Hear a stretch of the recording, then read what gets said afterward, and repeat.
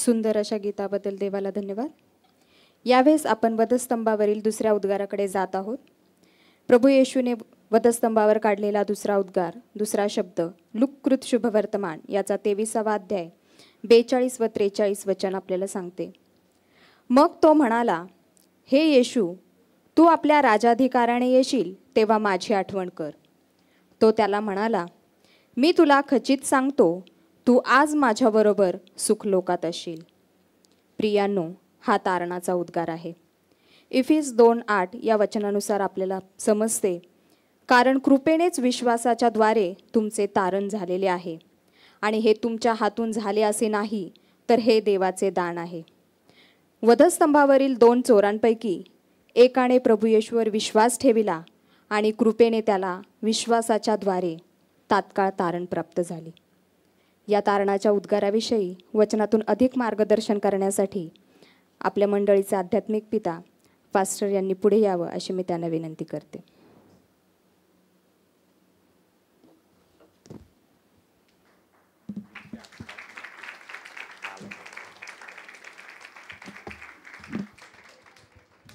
Hallelujah. परमेश्वराच्या पवित्र आणि गौरवयुक्त नावाची स्तुती असो। आमचा देव हा चांगला आहे। हालेलुया। तारणाच्या उद्गाराकडं आम्ही येत आहोत। जो उद्गार त्या 2 चोरापैकी एक जण म्हणाला की प्रभूला, ज्यावेळेस तू राजाधिकाराने येशील त्यावेळेस काय कर, माझी आठवण कर। हालेलुया। त्यावेळेस येशू म्हणतो की आजच तू माझ्याबरोबर कुठं असशील, सुखलोकामध्ये। हालेलुया। तारणासाठी, मरणातून सोडवण्यासाठी प्रभू येशू ख्रिस्त मानवरूप धारण करून या जगामध्ये आला। एस्केलचं पुस्तक याचा 18वा अध्याय आणि त्याचं 31 आणि 32 वचन आम्हाला सांगतं की परमेश्वर म्हणतो, मरणाऱ्याच्या मृत्यूने मला संतोष होत नाही, तर मागे फिरा आणि जिवंत तुम्ही राहा। काय लिहिले पहा, आचरिले ते सर्व दुराचार टाकून द्या। आचरलेले ते सर्व दुराचार काय करा, टाकून द्या। हा, आपल्या ठाई नवे हृदय, आपल्या ठाई नवे हृदय व नवा आत्मा स्थापित करा। व नवे हृदय व नवा आत्मा स्थापित करा। हे इस्रायल घराण्या, हे इस्रायल घराण्या, तुम्ही का मरता, तुम्ही का मरता। कारण प्रभू परमेश्वर म्हणतो, कारण प्रभू परमेश्वर म्हणतो, मरणाऱ्याच्या मृत्यूने, मरणाऱ्याच्या मृत्यूने मला संतोष होत नाही, मला संतोष होत नाही, तर मागे फिरा, मागे फिरा व जिवंत राहा। जिवंत तुम्ही राहा। आपले दुराचार टाकून द्या आणि आपल्या ठाई काय करा, आत्मा स्थापित करा। आमेन। मरणाऱ्याच्या मृत्यूने मला संतोष होत नाही, तर मागे फिरा आणि जिवंत तुम्ही राहा। आमेन। प्रियानो, 2 लुटारूंच्या मध्ये, चोरांच्या मध्ये येशूला वधस्तंभावर टांगण्यात आलं। देवाची दैवी योजना त्या ठिकाणी पूर्णत्वास जात आहे। पिलातानं हुकूम दिला की त्याला 2 चोराच्या मध्ये वधस्तंभावर द्या। तो जो आज्ञा दिली त्याला माहीत नव्हतं की देवाची जी आज्ञा आहे किंवा देवाची योजना आहे ती पूर्णत्वास मी नेत आहे। हालेलुया। प्रियानो, आम्ही पाहतो की देव प्रभू येशू ख्रिस्त या जगामध्ये आला। येशू म्हणतो, मी हरवलेले शोधायला आणि तारायला आलेलो आहे। हालेलुया। आणि या ठिकाणी मी पाहतो येशूच्या मरणाचा, मरण्यापूर्वी लाभ जर कोणी उठवला असेल तर तो त्या चोरानं उठवलेला आहे। मरण, देवाचा दास म्हणतो पौल, जगणे मला ख्रिस्त आणि मरणे मला काय आहे, लाभ आहे। लाभ कशासाठी आहे, कारण या देहातून जेव्हा मी सुटून जाईल, मी डायरेक्ट कुठं असणार आहे, माझ्या प्रभू जवळ असणार आहे। हालेलुया। येशूचं मरण सुद्धा प्रियानो तुमच्यासाठी, माझ्यासाठी, पाप्यांसाठी काय झालेलं आहे, ते लाभदायक झालेलं आहे। हालेलुया। येशू मेला आणि मरणाची सत्ता जी आमच्यावर होती ती त्यांनी उलटून काढली, उलटून टाकली। मरणाच्या आणि भयामध्ये जे आम्ही होतो, आमच्यावरचं मरण त्यांनी नाहीसं केलं आणि ख्रिस्ताच्या मृत्यूनं, त्याच्या पुनरुत्थानानं आम्हाला सार्वकालिक जीवन प्राप्त झालं। हालेलुया।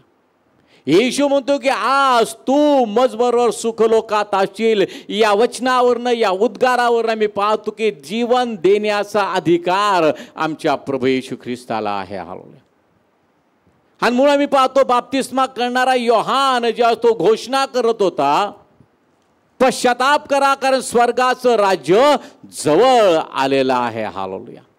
जो पश्चाताप करतो, जो आपल्या पापांची क्षमा मागतो, जो आपले दुराचार टाकून देतो, त्याच्यातही आत्म्याची स्थापना देव करतो, त्याला मरणातून देव सोडवतो, त्याला सार्वकालिक जीवनाची धन्य आशा प्राप्त होते. आणि या वचनातून आम्हाला तेच पाहायला मिळतं. हालेलुया.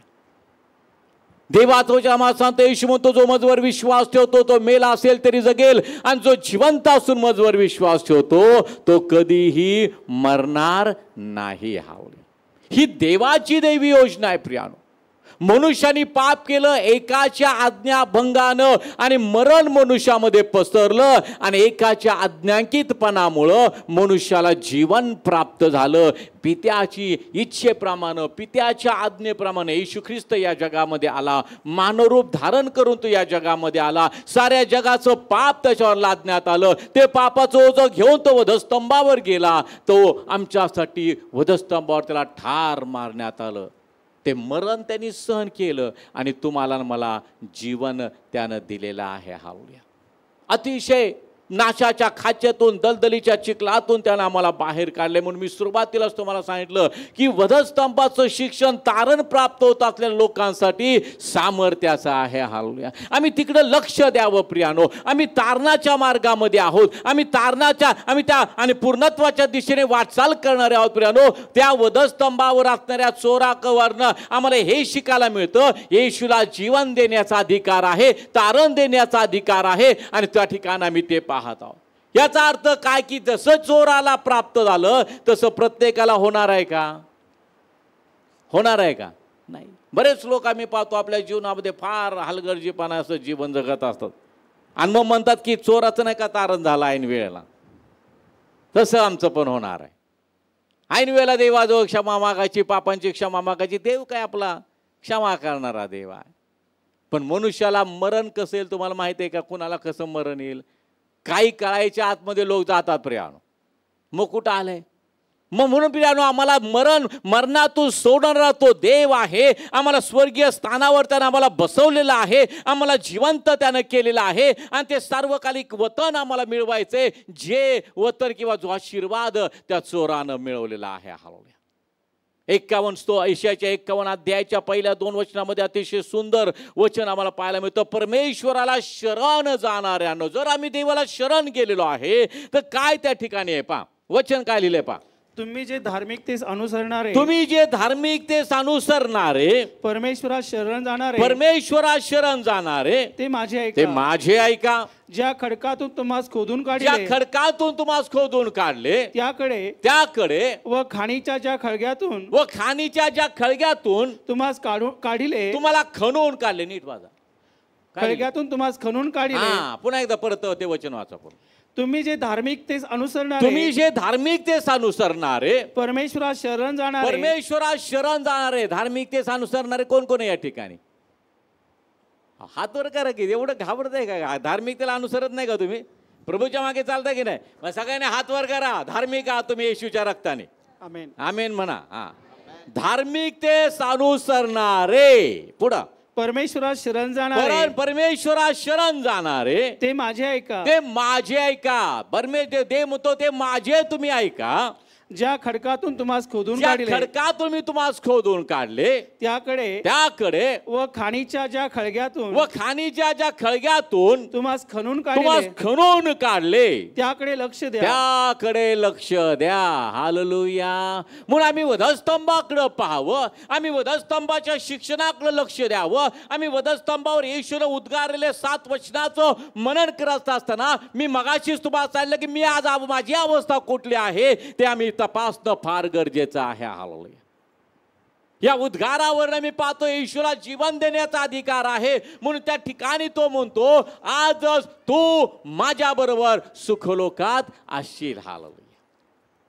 आजच तू माझ्याबरोबर सुखलोकात असेल. त्याने तो दुराचारापासून तो दूर गेला, त्याने आपल्या पापांचा पश्चाताप केला, प्रभूला तो शरण आला. आणि या ठिकाणी बायबल मला सांगतं खडकातून तुम्हाला खोदून काढलं, आणि ज्या खाणीच्या खळग्यातून तुम्हाला मी खणून काढलं त्याच्याकडे तुम्ही लक्ष द्या. हालेलुया.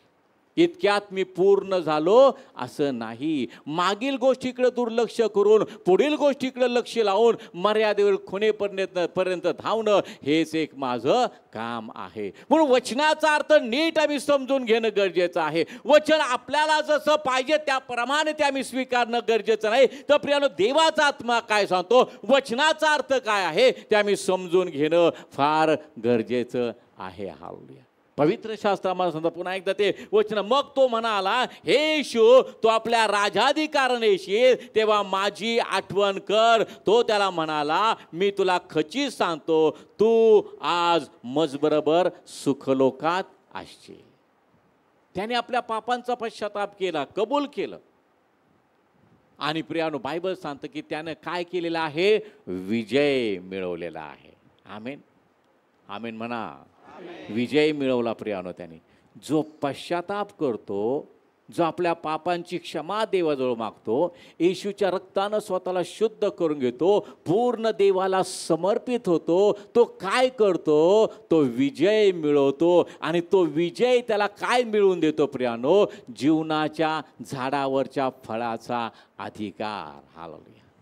कारण त्या झाडाचं फळ जो खातो तो कधी मरणार नाही. आणि ते फळ कोणाला मिळतं प्रियानो, किंवा त्या झाडावर कोणाचा अधिकार आहे, जो विजय मिळवतो त्याचा. म्हणून एस्केलच्या पुस्तकामध्ये मी मगाशी वाचलं, त्याच 18 अध्यायाच्या 31 वचनामध्ये काय लिहिलं आहे, दुराचारापासून दूर राहा. काय ते वचन वाचा पुन्हा एकदा. तुम्ही आचरलेले सर्व दुराचार टाकून तुम्ही द्या. आचरलेले सर्व दुराचार काय करा, टाकून द्या.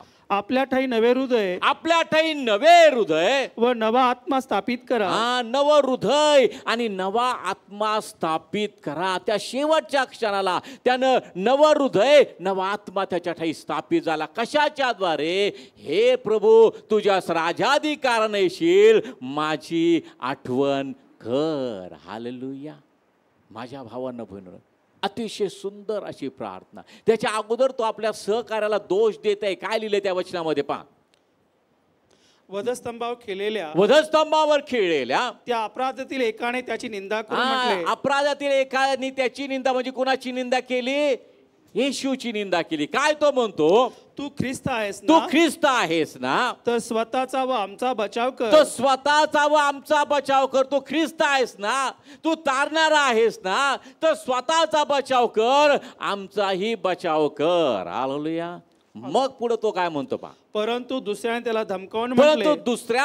धमकावून म्हटले, तुलाही तोच दंड असता, तुलाही तोच दंड असता, तू देवाला भीत नाहीस काय. तुलाही तोच दंड असता, तू देवाला भीत नाहीस का. हालेलुया. देवाचं भय असणं आमच्यामध्ये गरजेचं आहे. देवाचं भय, परमेश्वराचं भय आमच्या आयुष्याची मर्यादा काय करतं, वृद्धिंगत करतं. हालेलुया. देवाचं भय ज्ञानाचा प्रारंभ आहे. कुठलं ज्ञान आम्हाला प्राप्त होतं, आम्हाला वधस्तंभाचं ज्ञान प्राप्त होतं, आम्हाला वधस्तंभाचं शिक्षण प्राप्त होतं, आम्हाला मरणातून सोडणारा आमचा प्रभू येशू ख्रिस्त, त्याच्या आम्ही जवळ जातो. तू देवाला भीत नाहीस का. आणि मग तो पुढं म्हणतो, आपला पश्चाताप करून तो देवाला म्हणतो, हे प्रभू, ज्यास तू राजाधिकाराने येशील त्यास माझी आठवण कर. हालेलुया. ज्यास आम्ही दुराचार सोडून देतो प्रियानो, आमच्या ठाई नवं हृदय स्थापित होतं, आमच्यामध्ये नवा आत्मा स्थापित होतो. आणि परमेश्वर होतो, मरणाऱ्याच्या मृत्यूने मला संतोष होत नाही, मागे फिरा, जिवंत तुम्ही राहा. चोर तो मागे फिरला आणि जिवंत, युगानुयुगच्या जिवंतपणाचा आशीर्वाद त्याला लाभला. त्याने काय केलं, विजय मिळवला. हालेलुया. विजय प्रभू येशू. मी नेहमी तुम्हाला सांगतो की प्रभू येशूने वधस्तंभावर मरणाची नांगी ठेचली, त्यानं मरणावर विजय मिळवला. आणि तो विजय तो आपल्या लोकांना म्हणतो, तुम्ही विजयापेक्षा कसे आहात, अधिक आहात. विजय कोणी मिळवला, देवानं मिळवला. मरणावर सत्ता कोणा, मरणावर विजय कोणी मिळवला, प्रभूनं मिळवला. मरणाची नांगी त्याने ठेचली आणि त्याच्या मरणाचा, पुनरुत्थानाचा लाभ पापी जनांना, तुम्हाला मला झाला. प्रियानो, आज आमच्या ठाई मरण नाही, आमच्या ठाई जीवन आहे. हालेलुया. आमेन. दुराचार आम्ही टाकून दिलेला आहे देवाच्या कृपेनं. आम्ही समर्पित जीवन जगत आहोत. आणि ज्या दिवशी तुम्ही, आम्ही प्रभूला शरण गेलो, आम्हाला नवं हृदय मिळालेलं आहे, आमच्या ठाई नवा आत्मा देवानं स्थापित केला आहे. आणि तो आत्मा आम्हाला सदर्भ भूमीमध्ये नेतो. जितक्यांना देवाचा आत्मा चालवतो ते सर्व देवपुत्र आहेत. हालेलुया. आणि मग प्रगटीकरणाच्या पुस्तकामध्ये देवाचं वचन काय पाहायला मिळतं बा, तो दुसरा अध्याय, प्रगटीकरणाचं पुस्तक दुसरा अध्याय आणि त्याचं 7वं वचन. आत्मा मंडळास काय म्हणतो, आत्मा मंडळास काय म्हणतो, हे ज्याला कान आहे तो हे ज्याला ऐको. कान आहे तो ऐको. ऐको. हालेलुया. आत्मा मंडळास काय म्हणतो, ज्याला कान आहे तो ऐको. काय लिहिलंय पहा, जो विजय मिळवितो, जो विजय मिळवतो त्याला देवाच्या बागेत, त्याला देवाच्या बागेत, जे जीवनाचे झाड आहे, जे जीवनाचे झाड आहे, त्यावरचे फळ मी खावयास देईन. त्यावरचे फळ मी खावयास देईन. आदामाला हवेला बागेतून काढून टाकलं परमेश्वरानं. कारण काय केलं त्यांनी, पाप केलं, अवज्ञा केली आणि त्यांनी नको ज्या झाडाचं फळ खाऊ नका त्या झाडाचं फळ त्यांनी खाल्लं हवं. मग देवानं त्यांना त्याच्या समक्षतेमधून त्यांना बाहेर काढलं, बागेतून त्यांना बाहेर काढलं आणि परमेश्वर म्हणतो कदाचित ते जीवनाच्या झाडाचं फळाकडे जातील, ते फळ खाऊन ते फळ खातील. पण प्रियानो, त्या झाडावर आमचा अधिकार असू नये अशी देवाची इच्छा आहे का? आहे का अशी? नाही.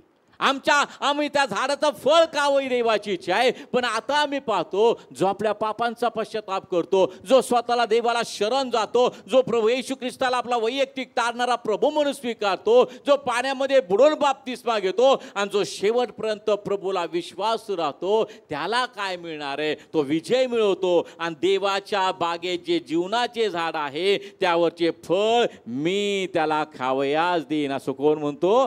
परमेश्वर म्हणतो. आणि जो कोणी ते फळ खातो तो कधीही मरणार नाही. हालेलुया. अमरत्व बहाल करणारं ते फळ आहे, आम्हाला युगानुयुगचं जीवन देणारं ते फळ आहे आणि ते देवाच्या बागेतलं झाड आहे, त्याचं ते फळ आहे. जोरानं विजय मिळवला आणि ते फळ त्याला देव म्हणतो मी त्याला ते देईन. त्यालाच नाही, तो जो कोणी विजय मिळवतो त्याला ते मिळतं प्रियानो. आणि म्हणून प्रियानो, आमचे जे सुयुद्ध ते मी केलं, विश्वास राखला, धाव संपवली. काय म्हणतो पौल? जे सुयुद्ध मी ते केलेलं आहे प्रियानो. आम्ही जगामध्ये जगत आहोत प्रियानो, आम्हाला युद्ध करायचं आहे, आम्हाला सुयुद्ध ते करायचं आहे, आम्हाला सर्व गोष्टीवर मात करून पुढे जायचं आहे प्रियानो आणि आम्हाला पूर्णत्व गाठायचं आहे, आम्हाला विजय मिळवायचा आहे. हालेलुया.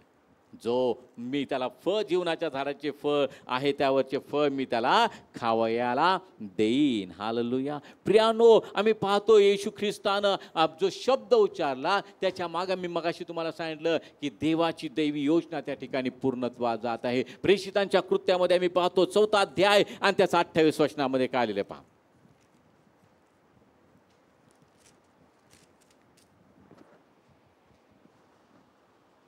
यासाठी की जे काही घडावे म्हणून तू स्वहस्ते व स्वसंकल्पाने पूर्वी नेमिले होते ते त्याने करावे. पुन्हा एकदा बघा. यासाठी की जे काही घडावे म्हणून जे काय घडलं जे काय घडलं ते कुणाच्या मुळे घडलेलं आहे? देवाच्या दैवी योजनेचा भाग आहे. जे काय घडावे म्हणून तू स्वहस्ते, देवानं स्वहस्ते व स्वसंकल्पाने जे घडावं, जे घडलं ते कसं आहे? स्वहस्ते आणि देवाच्या स्वसंकल्पाने पूर्वी योजले होते. हालेलुया. पिला आम्ही पाहतो आणि पिलाताला ते माहीत नाही की मी देवाचा होतो आणि देवाचा हुकूम अंमलात आणि त्याने हुकूम दिला, पण देवाची योजना तो पूर्णत्वास नेत आहे त्याच्या लक्षात नाही प्रियानो. आणि माझ्या भावांनो बहिणींनो, स्वहस्ते आणि स्वसंकल्पाने पूर्वी योजले होते. जे काही घडलं प्रियानो, मानवाच्या कल्याणासाठी, देवाने मनुष्याच्या कल्याणासाठी, सार्वकालिक जीवनासाठी, मरणातून सोडवण्यासाठी देवाची ती योजना आहे. मनुष्याच्या पुत्राला धरून देण्यात येईल, त्याला वधस्तंभावर खेळण्यात येईल, त्याला ठार मारण्यात येईल, तो तिसऱ्या दिवशी जिवंत होईल आणि त्याने आमचे सर्व मार्ग त्याने ते मोकळे केलेत प्रियानो. पित्याच्या इच्छेप्रमाणे त्यांनी सर्व काही केलं. हालेलुया. येशू म्हणतो पित्याच्या इच्छेप्रमाणे करणं हेच एक माझं काम आहे. देवाची दैवी योजना त्यांनी पूर्णत्वास नेली. मरणप्राय यातना त्यांनी सहन केल्या आणि तुम्हाला मला जीवन दिलेलं आहे. नियमशास्त्रामध्ये जो 500 ते 600 नियम आहे, 10 आज्ञा आहे आणि जो कोणी ते सर्व पाळेल त्याला सार्वकालिक जीवन आहे. आता शक्य आहे का तेवढं पाळणं? आहे का शक्य? नाही. म्हणून येशू म्हणतो पूर्ण झाल्यास तो म्हणतो आणि मला तहान लागली आहे, असं त्याचा उद्गार आहे. आपण तिकडे येणार आहोत थोड्या वेळाने. या ठिकाणी मी पाहतो देवानं स्वहस्ते व स्वसंकल्पाने पूर्वी योजले ते घडलेलं आहे. हालेलुया. तारण दुसरं तिसरं कोणाकडनं नाही, ते देवापासून आहे. अपराधांमध्ये त्याची गणना व्हावी, ह्या देवाची योजना आहे आणि त्या ठिकाणी ती पूर्ण झालेली आहे. प्रियानो, येशू तारण द्यायला या जगामध्ये आलेला आहे. इफिसकराचं पत्र याचा 2रा अध्याय आणि त्याचं 8वं वचन काय लिहिले पहा.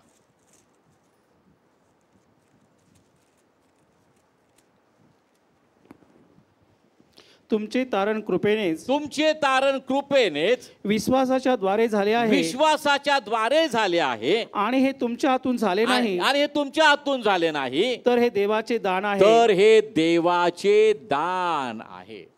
वधस्तंभाचा लाभ जो आहे, येशू ख्रिस्ताचं वधस्तंभावरच्या मरणाचा लाभ जो आहे, तो पापी लोकांना जो पापाचा पश्चाताप करतो त्याला तो घडतो. प्रियानो, वधस्तंभाच्या लाभाचा पहिला भाग जर काय असेल तर तो आहे मूळ एक करणं, प्रायश्चित्त आहे. प्रियानो, तुमच्या माझ्या बदल्यात येशूनं प्रायश्चित्त केलं.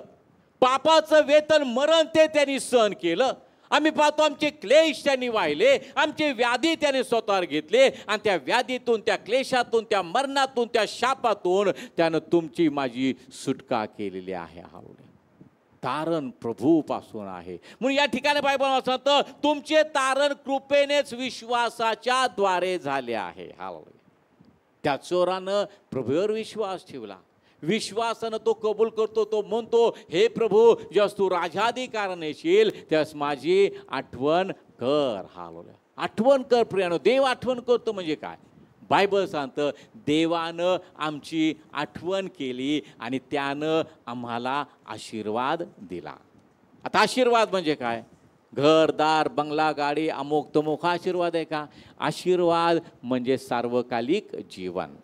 हालेलुया. बरोबर आहे का? म्हणा, आशीर्वाद म्हणजे सार्वकालिक जीवन. लक्षात राहील का सगळ्यांच्या? आम्हाला आशीर्वाद म्हणजे फार आशीर्वाद म्हणजे असं झालं, तसं पाहिजे, तसंच आहे. मग आशीर्वादाच्या सभेला चला, आशीर्वादाच्या सभेला जायचं. मग काय? प्रॉस्परिटी, पैसा, घर, नोकरी. प्रियानो, ह्या सगळ्या तुम्हाला मागून येऊन तुम्हाला प्राप्त होणाऱ्या गोष्टी. त्यासाठी ते प्रयत्न करू नका, प्रयत्न करा परमेश्वर प्राप्तीसाठी. हालेलुया. मी देवाजवळ एक वरदान मागितलं, मी परमेश्वराच्या प्राप्तीसाठी झटेन ते हे की संबंध आयुष्यभर माझी वस्ती देवाच्या मंदिरी व्हावी, म्हणजे त्याचं मनोरूप मी पाहत राहीन आणि त्याच्या पवित्र स्थानामध्ये मी ध्यान करेन. हालेलुया. आम्हाला देवाच्या सानिध्यामध्ये आनंद आहे, आम्हाला देवाच्या सानिध्यामध्ये सुख आहे, आम्हाला देवाच्या समागमामध्ये चालायचं आहे. प्रियानो, आणि तीच एक महत्त्वाची गोष्ट आहे. आशीर्वाद. देवानं माझी आठवण करावी. आम्ही देवाला कसं सांगतो, प्रार्थना करतो रोज रात्री, देवा रात्रीतून आले तर माझी आठवण ठेव. दिवसभर काय केले त्याचं आत्मपरीक्षण करणार नाही, पण काय करणार? देवा, पायाजवळ देवदूत ठेव, डोक्याजवळ देवदूत ठेव, उजवीकडे देवदूत ठेव, डावीकडे देवदूत ठेव, अजून ह्याच्या पलीकडे अजून कुठं कुठं ठेवायचे असेल सगळं ठेव. आणि देव म्हणतो, तू मात्र काय करू नको, तू मनाला वाटेल तसा चाल आणि मी तुझ्यासाठी देवदूत पाठवतो. असं होईल का हो? कधी होईल का? देवाला काय आठवण करू, त्याला सांगावं लागतं का आज मला माझं संरक्षण कर? जर तुम्ही त्याला विश्वासानं सामोरं जाता. आता या ठिकाणी तो आठवण कर असं का म्हणत आहे?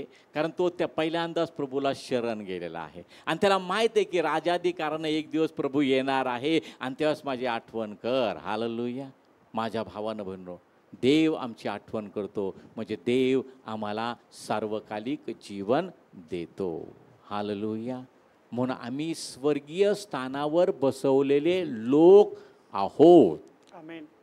ज्या दिवशी तुम्ही आपल्या पापांचा पश्चाताप केला, ज्यावेळेस विश्वासाने येशूच्या रक्ताखाली तुम्ही आला, ज्या विश्वासानं तुमच्या हृदयामध्ये तुम्ही प्रभू येशू ख्रिस्ताला वैयक्तिक तारणारा प्रभू म्हणून स्वीकारलं, देवाच्या आज्ञेप्रमाणे तुम्ही विश्वासानं बाप्तिस्म्याच्याद्वारे देवाला अनुसरला, त्या नवीन जीवनाच्या प्रवासामध्ये तुम्ही पाऊल टाकलं, त्याच वेळेला तुम्ही स्वर्गीय स्थानावर बसवलेले लोक आहात. आमेन. आता जगातल्या गोष्टी मला मिळवत अगर न मिळवत, मला प्रभू मिळालेला आहे. आणि प्रभू शिवाय दुसरं कुठलं मूल्यवान गोष्ट आहे का हो? प्रभूसारखी दुसरं काहीच नाही, त्याला तुल्य असं कुठलीच गोष्ट नाही प्रियानो. आणि ती सर्वोच्च गोष्ट देवानं तुम्हाला मला दिलेली आहे, आणि ती आहे ख्रिस्त प्रभू. हालेलुया. जो एक दिवस राजाधिकाराने येणार आहे, एक दिवस मेघारूढ असा येणार आहे. आद्य दिव्य तुतांची वाणी, देवाच्या तुतारीचा आज्ञाध्वनी होत असता येशू मेघारूढ असा अंतरात उतरेल, मी कुठं असणार आहे. हालेलुया. जर मी त्या कबरेत असलो, पण कबरेमध्ये जर मी निद्रा घेत आहे, ख्रिस्तामध्ये मी महानिद्रा घेत आहे, तर प्रभू येईल तेव्हा माझं काय होणार आहे? उचललं होणार आहे, उठणं होणार आहे. हालेलुया. आणि त्या अवस्थेपर्यंत आम्ही पोचावं, तिथपर्यंत आम्ही असावं, देवाची हीच इच्छा आहे. म्हणून देव म्हणतो की जेव्हा प्रभू येईल तेव्हा मला विश्वास आढळेल काय? शेवटपर्यंत विश्वास राहायचा आहे. हालेलुया. देवाची आणि या वधस्तंभाचं दुसरं उद्गार आम्हाला हे शिकवतो की देवाला आम्हाला सार्वकालिक जीवन देण्याचा अधिकार आहे. हालेलुया. आणि मग तारण आम्ही पाहतो, तुमचे तारण कृपेनेच विश्वासाच्या द्वारे झाले आहे, आणि हे तुमच्या हातून झाले नाही, तर हे देवाचे दान आहे. हालेलुया. देवानं आम्हावर कृपा केली. अहो कष्टी आणि भाराक्रांत जन हो, तुम्ही सर्व मजकडे या, म्हणजे मी तुम्हाला विसावा देईल. योहानानं घोषणा केली, पश्चाताप करा, कारण स्वर्गाचं राज्य जवळ आलेलं आहे. माझ्या भावानं बहिणींनो, ओ तुमचं माझं तारण कृपेनं झालेलं आहे, विश्वासाच्या द्वारे झालेलं आहे, आणि तुमच्या हातून नाही, तर देवाच्या हातून. ते देवाचं ते दान आहे. हे सुंदरचं दान देवाने तुम्हाला मला दिलेलं आहे. हे सुंदरचं दान त्या चोरानं त्या वेळेला आणि देवाला शरण जाऊन त्यानं ते मिळवलेलं आहे प्रियानो. आणि बायबल सांगतो, जो विजय मिळवतो त्याला त्या झाडावरचं फळ मी खावयास देईन. हालेलुया. ती महत्वाची गोष्ट मी पाहतो. प्रेषितांचं कृत्य याचा 4था अध्याय आणि त्याचं 12 वचन. आणि तारण दुसऱ्या कोणाकडून नाही, आणि तारण दुसऱ्या कोणाकडून नाही, जेणेकरून आपले तारण भावयाचे असे दुसरे नाम आकाशाखाली मनुष्यांमध्ये दिलेले नाही. आकाशाखाली मनुष्यांमध्ये दिलेले नाही. एकच नाव आहे, प्रभू येशू ख्रिस्त. एकच नाव आहे आम्हाला व्याधीतून मुक्त करणारं, प्रभू येशू ख्रिस्त. एकच नाव आहे ज्या नावामध्ये आम्हाला स्वातंत्र्य मिळालंय, प्रभू येशू ख्रिस्त.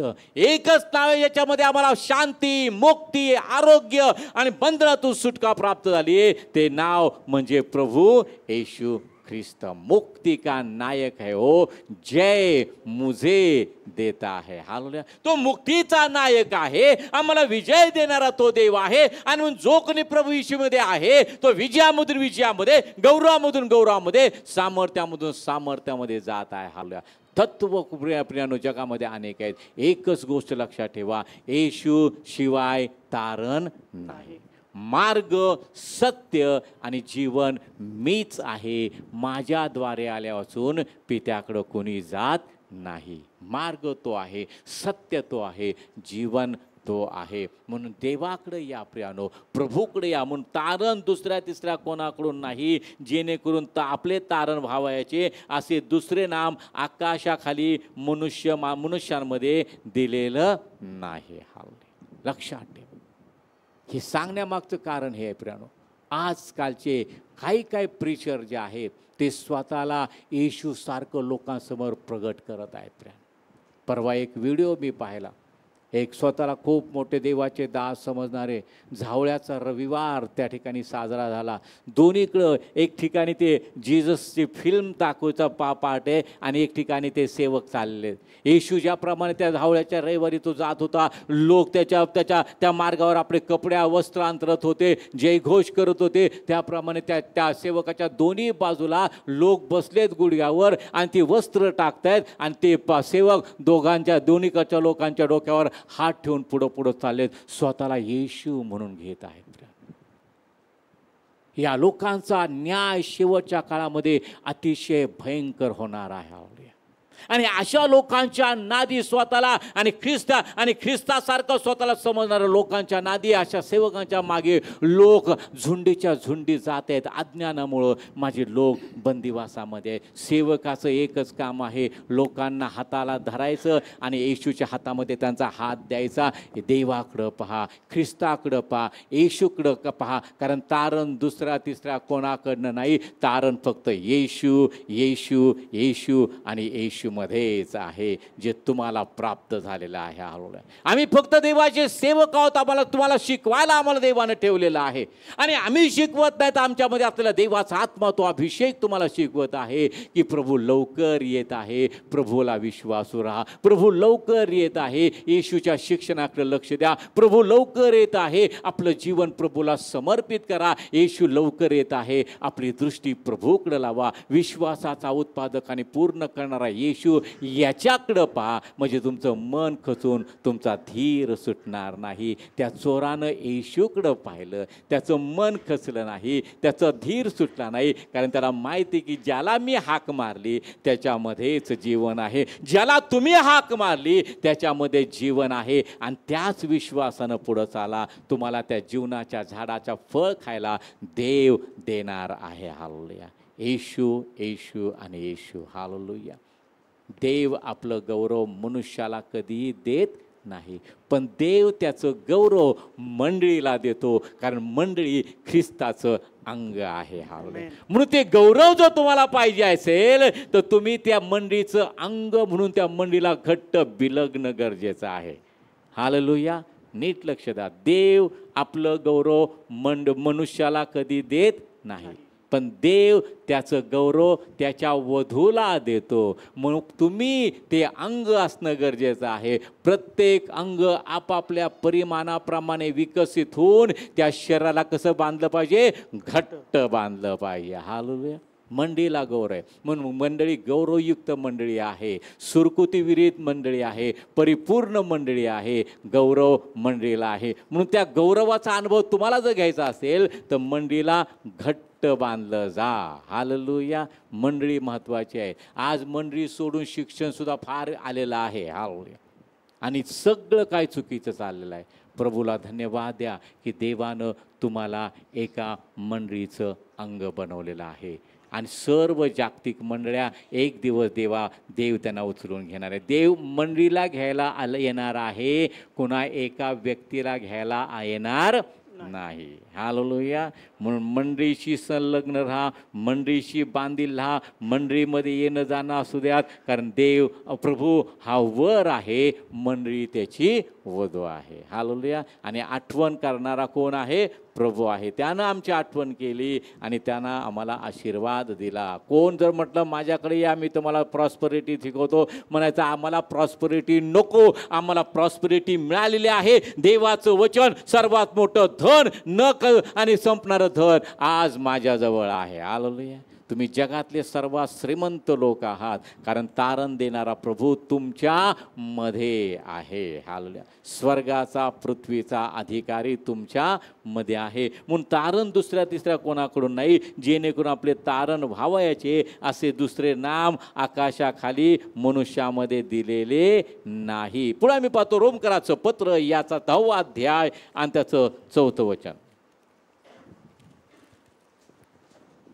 प्रत्येक विश्वास ठेवणाऱ्याला नीतिमत्व प्राप्त होण्यासाठी ख्रिस्त नियमशास्त्राची समाप्ती असा आहे. ख्रिस्त नियमशास्त्राची समाप्ती असा आहे. हालेलुया. नियमशास्त्र काय सांगतं प्रिया? नियमशास्त्र आम्हाला सांगतं की तुम्ही पापी आहात. मनुष्य काय नाही? पापी आहे. पण पापातून सुटण्यासाठी निष्कलंक रक्त सांडण्याचं गरजेचं आहे. पापातून सुटण्यासाठी म्हणजे पापात त्या मरणातून, त्या वेतन जे मरण आहे त्या मरणातून सुटण्यासाठी कोणीतरी नीतिमान मरणं गरजेचं आहे. मग कुठल्या पशुचं रक्त आम्हाला पापातून सुटका देऊ शकत नाही, कुठलं गोऱ्याचं रक्त आम्हाला पापातून आणि सुटका देऊ शकत नाही. निर्दोष कोकरा प्रभू येशू ख्रिस्त मानवरूप धारण करून या जगामध्ये आला. निर्दोष कोकरा म्हणून तो आला आणि तो आमच्यासाठी वधला गेला. नियमशास्त्रामध्ये आम्ही पाहतो तो आणि सण वल्लांडनाचा सण साजरा करायला सांगितलं. मग तो प्रत्येकाने आपापल्या घराण्याप्रमाणे तो पशु घ्यायचा आहे आणि मी पाहतो त्या रात्री त्याला वधायचं आहे, त्याचं मांस विस्तवावर भाजून खायचं आहे, ते काही शिल्लक ठेवायचं नाही, त्याचं रक्त आपल्या घराच्या दारबाहेला कपाळपट्टीला लावायचं आहे. प्रियानो, तो एक नियम आहे. कोकरा कसा असावा? निर्दोष असावा, त्याच्यामध्ये कुठल्या प्रकारचं व्यंग असता कामा नये. आणि तोच वलांडनाचा सण आम्ही पाहतो वधस्तंभावर जाण्याच्या अगोदर आम्ही पाहतो येशू देवानं आमच्यासाठी आणि सांगितलेला आहे की तो कोकरा आम्ही वधावा. आम्ही पाहतो बेखमीर भाकरीने तो सण आम्ही साजरा करावा आणि तो वधावा. याचा कोकरा कोण आहे? प्रभू येशू ख्रिस्त. हालेलुया.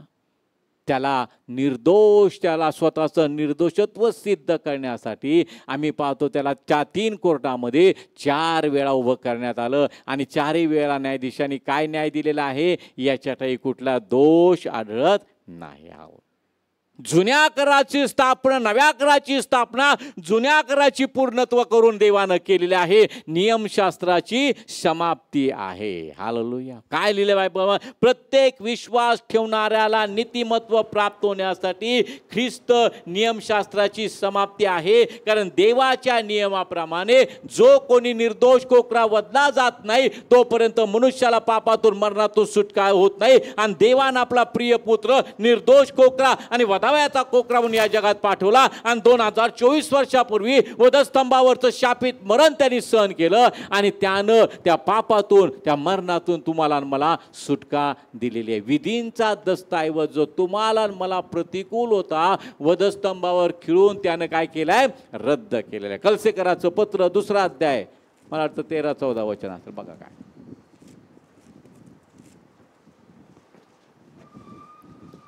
जे तुम्ही आपल्या अपराधांनी व देह स्वभावाच्या बेसुंतीपणाने मेलेले होता त्या तुम्हास त्याने त्याचबरोबर जिवंत केले. त्याने आपल्या सर्व अपराधांची क्षमा केली. आपल्या विरुद्ध असलेला आपल्या सर्व पापांची क्षमा केली आणि आपल्या विरुद्ध असलेल्या जो विधींचा दस्तऐवज आपल्याला प्रतिकूल होता. आपल्याला कसा होता? तो प्रतिकूल होता. कारण ते शक्यच नव्हतं प्रियानो. 600 नियम पाळणं शक्यच नव्हतं. आणि बायबल सांगतं की नियमशास्त्र फक्त आम्हाला पापाची जाणीव करून देतं, पण पापातून सुटण्यासाठी निर्दोष रक्त सांडणं, पापात मरणातून सुटण्यासाठी निर्दोष कोकरा वधला जाणं गरजेचं आहे. जे प्रतिकूल होतं तो त्याने खोडला व वधस्तंभाला खिळून रद्द केला. आणि वधस्तंभाला खिळून रद्द केला. हालेलुया. नियमशास्त्राची समाप्ती झाली, नव्या कराची स्थापना झाली. कृपेनंच विश्वासाच्या आधारे तुमचं माझं तारण आहे. हालेलुया. आता आम्ही कुठला देवानं आमच्यासाठी कोकरा वाजलेला आहे आणि तो कोकरा आम्ही सेवन केलेला आहे म्हणून आम्ही प्रभोजन घेतो. प्रियाने आम्ही काय घेतो? तो देह आम्ही स्वीकारतो, ते रक्त आम्ही स्वीकारतो. येशू म्हणतो जो कोणी माझा देह खातो, माझं रक्त पितो त्याला सार्वकालिक जीवन आहे. रक्तामध्ये काय आहे? जीवन आहे. तो निर्दोष कोकरा वधला गेलाय आणि मी पाहतो येशू ख्रिस्त नियमशास्त्राची समाप्ती आहे. त्याच्यातून त्यानं आम्हाला बाहेर काढलं. आज आम्ही कृपेच्या काळामध्ये आहोत प्रियानो. कृपेनंच आमचं तारण झालेलं आहे. हालेलुया. रोमकराचं पत्र याचा 10वा अध्याय 10 आणि 11 वचन वाचूया. नीतिमत्वासाठी विश्वास धरणे अंतःकरणाने होते, तारणाचा स्वीकार करणे तोंडाने होते. नीतिमत्वासाठी विश्वास धरणे अंतःकरणाने होते, तारणाचा स्वीकार करणे तोंडाने होते. तारणाचा स्वीकार करणे कशाने होते? तोंडाने होते. चोर काय म्हटला येशूला? काय म्हणाला? आता वाचलं की आपण? तू राजाधिकाराने येशील त्यावेळेस माझी काय कर? आठवण कर. हालेलुया. तारणाचा स्वीकार करणे तोंडाने होते. जो आपल्या मुखानं कबूल करतो, विश्वास ठेवतो, त्याचं तारण होतं. हालेलुया. नीतिमत्वासाठी विश्वास धरणे अंतःकरणाने होते, तारणाचा स्वीकार करणे तोंडाने होते. पुढं 11 वचन. म्हणते, शास्त्र म्हणते जो कोणी त्याचवर विश्वास ठेवितो जो कोणी त्याचवर विश्वास ठेवतो तो फजित होणार नाही. तो फजित होणार नाही. फजित कोण झालं त्या ठिकाणी? चोरांपैकी एक चोर फजित झाला. काय तो म्हटला, जर तू ख्रिस्त आहे तो स्वतःही खाली ये आणि आम्हालाही खाली आणावं. पण तो त्याच्यासाठी गेला होता येशू ख्रिस्त वधस्तंभावर, देवाच्या दैवी योजनेचा तो भाग. हालेलुया. मनुष्याच्या तारणासाठी, मनुष्याला पापातून सोडवण्यासाठी येशू ख्रिस्त पाप असा झाला आणि पापाचं वेतन मरण त्यांनी सहन केलं. म्हणून या ठिकाणी बायबल सांगतं, शास्त्र म्हणते, जो कोणी त्याच्यावर विश्वास ठेवतो तो फजित होणार नाही. ज्याने विश्वास ठेवला नाही, ज्याने निंदा केली तो फजित झाला. पण ज्याने विश्वास ठेवला त्याची फजिती झाली नाही, त्याला आशीर्वाद मिळाले. स्वतः जीवनाचा अधिकारी त्याला म्हणतो, आज तू मजबरोबर सुखलोकात असशील. Hallelujah, hallelujah. एकदा मी माझ्या मित्रांबरोबर गप्पा मारत होतो आणि त्या ठिकाणं माझा एक मित्र आहे, तो थोडा राजकारणामध्ये असा असतो, सगळं राजकारणामध्ये आहे, पण थोडा असा प्रामाणिक आहे. म्हणजे तो काही बाकीच्या गोष्टी राजकारणासारखं करत नाही. मग त्याचा परिणाम त्याला हा होतो की चांगले चांगले मंत्री असले तरी तोच आला की एकदम त्या गाडीतून उतरतील, त्याच्याबरोबर बोलतील. एकदा तर त्या माझ्या मित्राबरोबर ते मंत्री त्याला बघितलं, गाडीतून उतरले आणि वडापाव हातगाडीवर उभा राहून त्यांनी खाल्ला. मग तो मोठ्या आनंदाने म्हणतो, मी उभा राहिलो, ते मंत्री उतरले, माझ्याकडे बघून, अरे सचिन म्हणजे तो माझा मित्र. प्रियानो, ज्यावेळेस आपला देव आम्हाला म्हणतो, माझ्या मुला, माझ्या मुली, मी तुझ्याकडे आलेलो आहे, केवढा मोठा आनंद आहे हा. तो मोठा अभिमानाने सांगतो. एखाद्या अधिकाऱ्याने जर आपण रस्त्याने जात असताना ओळखलं, उतरून, अरे ये इकडं माझ्या गाडीमध्ये बस, किती आनंद होतो. मला बोलवलं, मला गाडीत बसवलं, सगळ्यांच्या समोर मी बसलो. आज देव म्हणत आहे, मी तुझं दार ठोठावत आहे, जर तू माझी वाणी ऐकशील, आपलं दार उघडशील, तर मी तुझ्याबरोबर आत येईन. हालेलुया. प्रियानो, तो किती महान देव, तो जीवनाचा अधिकारी, आणि तो अधिकारी स्वतः त्या चोराला म्हणतो की आज तू माझ्याबरोबर सुखलोकात असशील. आणि तोच जिवंत देव तुम्हाला जर कान असेल तर तुम्ही ऐकू शकता. तोच देव तुम्हालाही म्हणतो की मी तुला विजय दिलेला आहे. हालेलुया. मी तुला तारण दिलेलं आहे. आणि एक दिवस तू जर विश्वासू राहिला तर एक दिवस त्या जीवनाच्या झाडाचं फळ मी तुला देणार आहे. हालेलुया. आमीन म्हणा, विश्वास असेल तर. हालेलुया. म्हणून बायबल या ठिकाणी आम्हाला सांगतं, त्याचवर विश्वास ठेवतो त्याची फजिती होणार नाही. विश्वास ठेवण्याची त्रेदा कधी उडणार नाही. माझी मेंढरं माझी वाणी ऐकतात, ती परक्याच्या मागे जात नाही. ते एक शेवटचं वचन वाचूयात आणि आपण थांबूयात. 5वा अध्याय रोमकराचं पत्र याचा आणि त्याचं पहिलं वचन. यास्तव आपण विश्वासाने नीतिमान ठरविलेले आहोत. यास्तव आपण विश्वासाने नीतिमान ठरविलेले आहोत. म्हणून आपल्या प्रभू येशू ख्रिस्ताच्या द्वारे आपणास देवाबरोबर असलेल्या शांतीचा लाभ घडो. शांतीचा लाभ घडो. हा लाभ कसा असणार आहे प्रिया? शेवटपर्यंत असणार आहे. अगदी जगातला आपला प्रवास संपत असताना सुद्धा विश्वासाचा माणूस कसा शांतीनं जगाचा प्रवास संपवतो. हालेलुया. मागे मी तुम्हाला एकदा सांगितलं की माझ्या एका परिचयाचे आणि एक बंधू आणि होते, एकदम प्रभूला विश्वासू, प्रामाणिकपणे एकदम देवाला आणि देवाचं भय धरून शेवटपर्यंत. आणि त्यांना कॅन्सर व्याधी झाला, पोटाचा भयंकर कॅन्सर तो त्यांना झाला. 3ऱ्या स्टेजला तो गेला होता.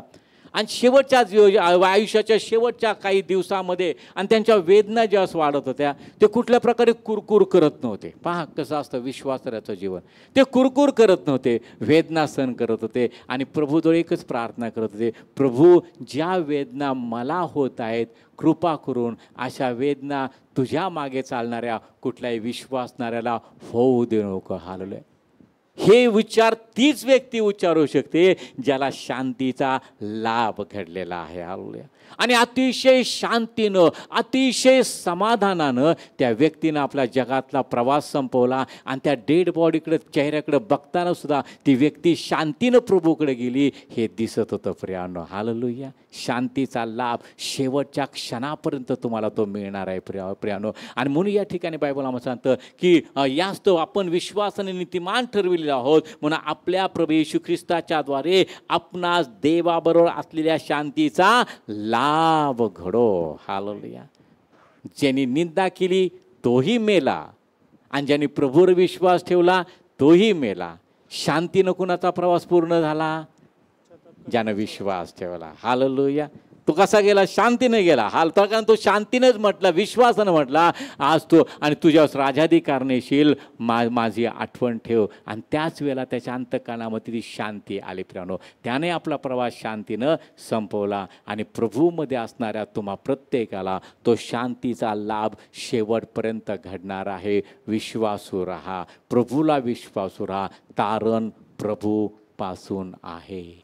देवानं आमची आठवण केली आणि आम्हाला तारण मिळालेलं आहे. देवानं आम्हाला आशीर्वाद दिलेला आहे. आशीर्वाद म्हणजे काय? सार्वकालिक जीवन. आमेन. हालेलुया. मग आशीर्वादाच्या शब्दाचा अर्थ कुठंतरी लावू नका. आशीर्वाद म्हणजे सार्वकालिक जीवन. आणि त्या आशीर्वादामध्ये, देवाच्या मार्गामध्ये तुम्ही विश्वासानं चालत आहात, म्हणून बाकीची वरदानं तुम्हाला धाव घेऊन प्राप्त होत आहेत. चांगली घरं तुम्हाला मिळत आहेत, उत्तम पदार्थाने देव तुम्हाला तृप्त करत, त्या चांगली वस्त्र मिळत आहे. हा आशीर्वाद नाही, हे तुम्हाला देवानं दिलेलं बोनस आहे. आशीर्वाद काय आहे? सार्वकालिक जीवन. आमेन. एकदा टाळ्या वाजूयात. प्रभूला धन्यवाद.